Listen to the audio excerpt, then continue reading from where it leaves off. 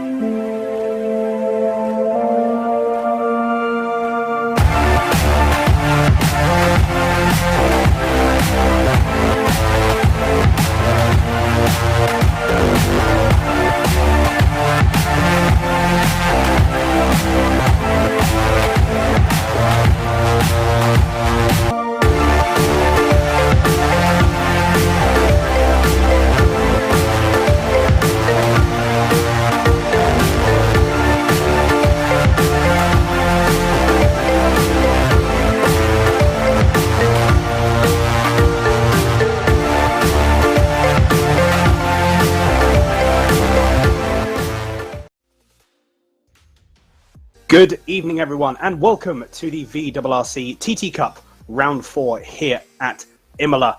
I am your host, Daniel Handover. Joining with me this evening is Mr. Steve Proudley. Steve, how are you this evening? Very well, Dan. I'm looking forward to some great racing as ever with these TT cars around Imola this evening. A track of magical history, a track that needs to be taken with dedication, practice, commitment, some heavy braking zones, some high-speed corners. It's got it all tonight, I think, hasn't it, Dan? It has indeed. It's going to be a cracking race. Obviously, leading into this, we're actually racing in real life. The Formula 1 is actually at Imola this weekend, so this is going to be a bit of an introduction for everyone back into Imola. Imola's not raced at Formula 1 for so long. I'm very excited to actually get and to actually see Imola used a bit more, because it hasn't been used that much, has it, Steve? It hasn't, no. It's sort of been put on the sidelines for a number of years for some reasons that we may not know to us, but it's a great track. It's a favourite of mine to race around in the sim world. I really enjoy it, and as I say, it takes a lot of practice because there's a lot of high-speed corners that you need to be consistent through. You need to get those turn-ins just right. You need to get the flow right, and it's certainly a circuit that needs that commitment. Exactly. It's something that cannot be taken lightly. Track length, we've got just over 3 miles or just under 5 kilometres. As you said, Steve, a lot of heavy braking zones. To be fair, there's a lot of stop-start, I feel, with this track. I've not personally driven the TT Cup. How does it sort of fare? How do you reckon it will fare around a track like this? It's front-wheel drive. It's a bit of a point and squirt sort of a car with the push to pass and everything. It's the guys have not really. When I was talking to them today, they've not really said there's any major issues with driving the car around here.